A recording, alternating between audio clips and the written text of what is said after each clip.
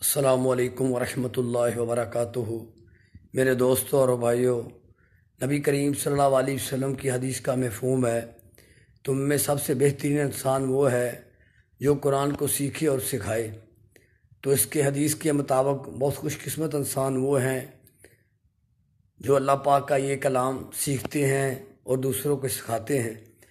تو اس کے لیے عام لوگوں کے لیے ہمارے لیے یہی عرض ہے، فرمایا کہ ہر مسلمان کو کم سے کم آخری جو 10 صورتیں ہیں وہ ہر مسلمان کو یہ پوری آتی ہوں۔ تو اس کے مطابق جیسے فرمایا علم ترى سے شروع ہو جائیں اور والناس جو ہے آخری صورت ہے، تو اس کے 10 صورتیں یہ بنتی ہیں۔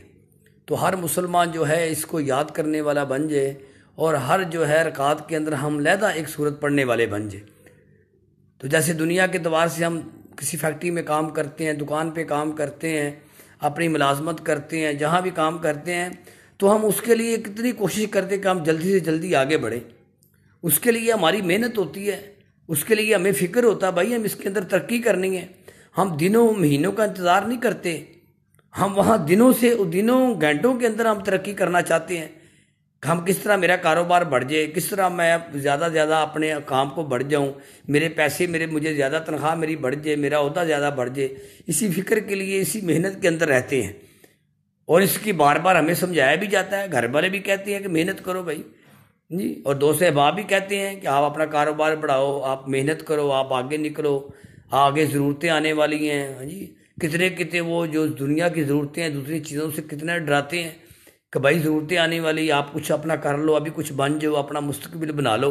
تو اسے اسی کے لیے ساتھ ایسے دنیا کے اعتبار سے ایسے جیسے ہمیں فکر مند گھر والے کرتے ہیں، دوست احباب کرتے ہیں، ہم خود فکر مند رہتے ہیں کیسے ہم دنیا کی جو ترقی، دنیا کی چیزیں کر لیں۔ ایسے میرے دوستوں دین کی ترقی ہے، ایسی آخرت کی جو محنت ہے، آخرت کی زندگی اللہ پاک کی ذات نے ہمیں نصیب فرمائی ہے۔ آخرت کی زندگی ہمیشہ ہمیشہ کی زندگی ہے، اس کے لیے کتنی محنت کرنی پڑے گی۔ تو اس کے لیے کم سے کم جو آخری 10 صورتیں ہم صحیح طریقے سے اس کو پڑھنے والے بن جائیں جی۔ تو اگر جن بھائیوں کو وہ نہیں آتی وہ سیکھنے والے بن جائیں، اس کے لیے مشکل نہیں ہے، کسی کو ہرانا نہیں ہے، کسی کو جو نیچے نہیں دکھانا جی مجھے آتی ہے اس کو نہیں آتی۔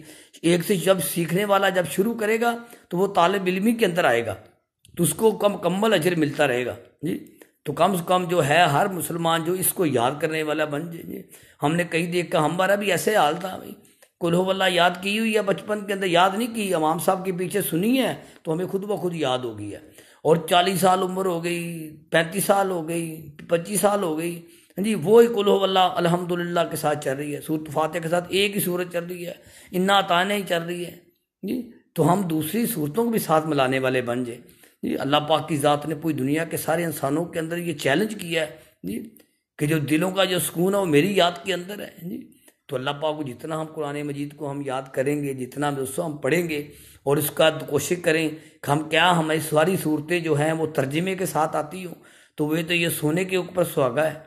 جیسے ہم نماز کا ہمیں ترجمہ پتہ ہوگا تو پھر ہمیں نماز کے اندر ہمارا دل لگے گا، تو ہم اللہ سے کیا باتیں کر رہے ہیں، اللہ ہم سے جو ہے کیا چاہتے ہیں جی، اللہ ہم سے کیا، ہم اللہ پاک سے نماز کے اندر عرض کر رہے ہیں۔